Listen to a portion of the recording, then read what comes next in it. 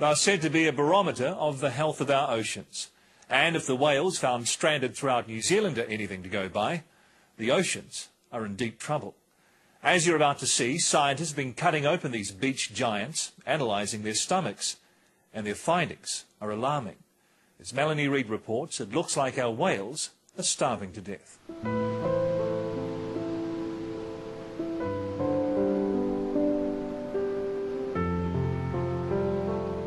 A long way from nowhere, the remote Aotea Peninsula, between Raglan and Kawhia. 20 pilot whales, including 2 calves, were found in late June. They'd been dead for 4 to 5 days before they were discovered.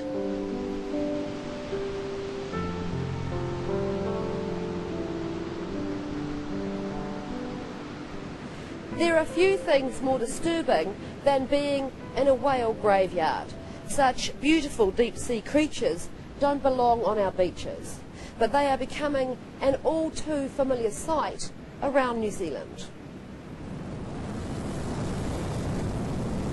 Something is wrong. We know something is wrong with their diet.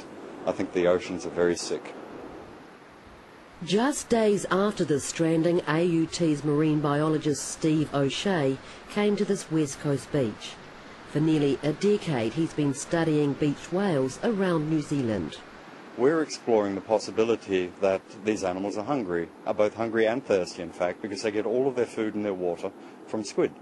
And if we take the squid out of the oceans, there's obviously going to be cascading effects through food chains, and animals like this that are diving down to about 800 metres depth are going to come ashore malnourished or distressed, thirsty, and this is the end of the line for them. While world leaders are trying to stop the commercial capture of whales at high-powered summits, you have to ask if we are inadvertently killing the whales ourselves. Not with harpoons, but by harvesting and eating their food supply.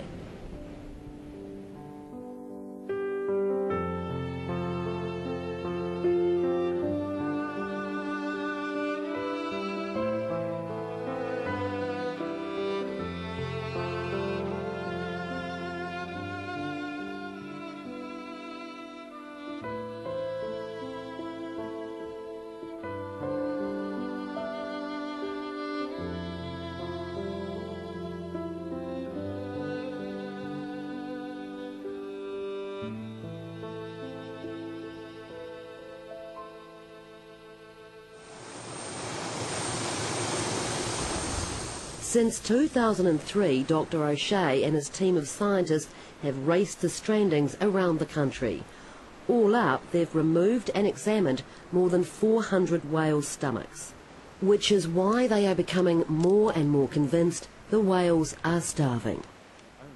And that's where the squid comes in. When you open them up, every squid has got 2 beaks. That's just one of them, okay? Now what we're doing when we open up the stomach of a whale is these things accrue in the stomach, they collect. And we should be finding, for instance, 1,000 of these in the stomach of a sperm whale. And that tells me that that animal's eaten a lot. Because by looking at certain characters of the beak, I can determine how heavy that squid weighed. And when we recalculate the amount of squid that the whales have eaten, it's nowhere near enough to sustain them both in terms of food for their daily intake or water.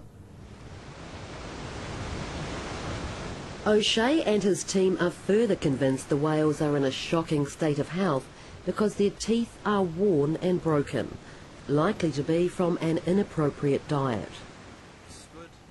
What's more, this is the lining of a whale's stomach, and these are ulcers. That's an extremely ulcerated stomach. The stomachs, and in some cases entire whales, are taken back to the AUT University for dissection. And the news is not good.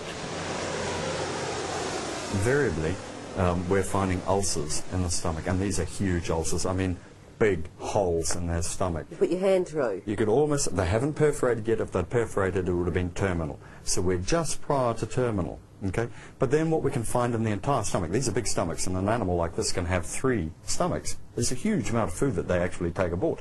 We're finding the entire stomach lining is ulcerated. Now that's got to be a sick animal. If it were a human, you'd be in hospital.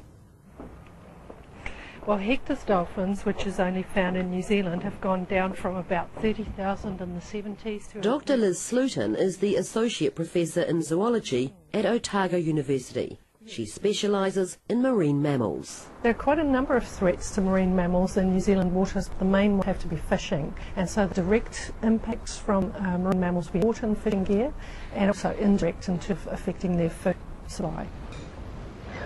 One of those marine mammals is the endangered New Zealand sea lion. Its numbers have declined 40 to 50% in the last 10 years. So whales starving to death, we're not really out of step with what we're seeing in other marine mammals. That's right, and although if we just look at stocks in New Zealand waters, they have certainly declined massively over the last few decades, and several stocks of orange roughies are no longer being fished because they've declined so low. They've gone to, in some cases, the end of their original numbers. So there's very clear evidence of reduction in fish populations in New Zealand waters. Here is a fully mature male giant, been plastinated, okay? Now we have 86 species of... Which brings us back to squid. Although Dr. O'Shea is best known for his work with giant colossal squid, he's an expert on all squid. Ranging in size from this, that are fully mature, to something like this. And he does hold back on the effects of the 75 million squid industry. Whales eat all of the species? Every single species is eaten by whales. Another species of fish in New Zealand waters, it's called a food chain. So how is the food chain being affected? We're taking out about 50 million kilograms of squid every year from all around New Zealand. If we take the squid out of the ocean, nothing left for whales, there's nothing left for anything else that feeds on squid, which includes species of fish as well, the likes of orange roughy. Prior to the mid-60s, orange roughy was the sole food for sperm whales. They were fished in the ocean decade after decade, ton after ton. Whales' diet switched squid, not dissimilar to the fishing industry. Actually fish down the food chain. The Japanese will be down in the Arctic water fishing krill. Why are we fishing down food chains? All the big fish is gone already. We'll be eating plankton before you know about the only thing that we're going to have left. So no calamari? I've had to get on sea, I'm afraid. I think that the cost to the environment, everything else out there is just too... We are fighting war against you, and we are winning. At one level, the question of how is it? This documentary about the devastating impact of overfishing has been a call for the world. People, where are all the fish gone? Where are they? We have eaten them. But could it be that New Zealand is held apart from this ocean crisis? Ministry of Fisheries Acting CEO John Beaglehole. Documentary The Line shows what bad shape our oceans are. Is New Zealand an exception? We believe that New Zealand is an exception. The management system is the base of how New Zealand manages fisheries, and it sets catch limit for each species based on the best available information that we have. What we're saying is that New Zealand fisheries are in good shape. If you went to the Marine Biology Conference, which is currently being held in Wellington, and said that, you'd be laughed at auditorium. We recognise there are some species that are not at the levels that we'd like to be, but we're rebuilding programs in play for those species, and we're always looking for science and information on which we can make decisions. Generally, you think that the fisheries are in pretty good shape. According to the Ministry, of the 117 stocks it manages, 79 are considered near above sustainable level. 30 stocks are in trouble, including southern fish, some stocks, West Coast Island snapper, all blue nose stocks, and of course orange roughy. So what do you say when they say, look, you know, our fishery in good shape? I don't have that at all. I don't think that many marine scientists in New Zealand would have that at all. We're just going right up to the red line at the moment, most of our fisheries management. And if we want to have a resource in a 20, 30 years' time, we need to back off and play a much safer. We're fishing like the brink of extinction. Yes, really. We're working really hard. When it comes to our arrow squid fishery, the Ministry says because there are seas which only live for a year, it has no way of establishing exactly how squid there are or how many can be taken without threatening the stock. So how do you know that squid are in decline? Well, two reasons. One, look at the Ministry of Fisheries data. It's going down, and that'd be typical of fisheries New Zealand at this point in time. It's not just a bad year.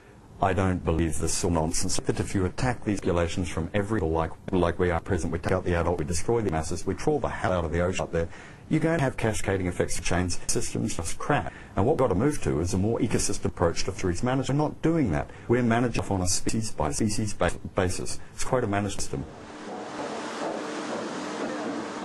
It's not just what we're fishing in New Zealand waters, the way we're fishing. Two of our biggest export earners, orange ruffy and hoki, are caught using a controversial bottom trawling method, considered the most destructive fishing practice undertaken in the world's oceans. Ship rail weighted nets cross the seabed, catching fish, damaging almost everything in their path. Is there any excuse in this day and age to bottom trawling or gill netting? Bottom trawling many species is the only feasible way of catching. Bottom trawling does have effect on the marine environment, but having said that, a third of New Zealand's exclusive economics are benthic protected, so they're set aside bottom trawling, and these areas that have never been trawled by and large, almost like the natural parks of the sea, national parks of the seafloor. Do you think that bottom trawling should be banned? Broader media certainly won't be doing it in 100 years' time because there's going to be no fish stocks left there. The practice itself should be ignored immediately as being barbaric. It's 15th century medieval technology. The squid fishery uses a mix of water and bottom trawling. Therein lies another problem, the squid. The way that we're catching squid today is using nets. And the problem with this is that generally they are targeting squid that are spawning. And come together, what they're doing is releasing very large, 2 millimetre in fact, gelatinous eggs. So the net comes along and of course sweeps that away. That's gone, that's on someone's table. The egg mass at the same time is trawled and absolutely destroyed. So we fish day using, we take out the adults, and by destroying the egg masses, we're also destroying the next year. Is any wonder these fisheries are collapsing? What fish not to buy at your local market have been listed in what's known as the best fish guide, produced by both Forest Bird and Greenpeace, such as the pressure on the ocean. New Zealand's best fish guide, it's exactly in reading. The fish guide is one group's take on what's going on. But that doesn't take from the confidence we have, the way that we manage our fisheries. They're not just looking at fish stock, looking at their sustainability, the bycatch fishing methods, vulnerability of overfishing, and mint. The best fishing takes into account a number of factors, but those are also factors that we take into account when we're looking at setting catch limits. The Ministry's required to balance up utilisation and sustainability, and that's a balance we always face. Economic or ecological? Ecological sustainability. So what do you do if you want a good feed of seafood? Well, around the world, supermarket, even flash restaurants, are becoming more conscious and banning fish that's bottom trawled or is under threat. At Wellington's Logan Brown, all the seafood has been sustainably caught. What's not, owner Steve Logan just wouldn't on the menu. So what fish has that donated? Oh, well, there's the ones orange ruffy and bluefin tuna, wouldn't touch with a barge pole.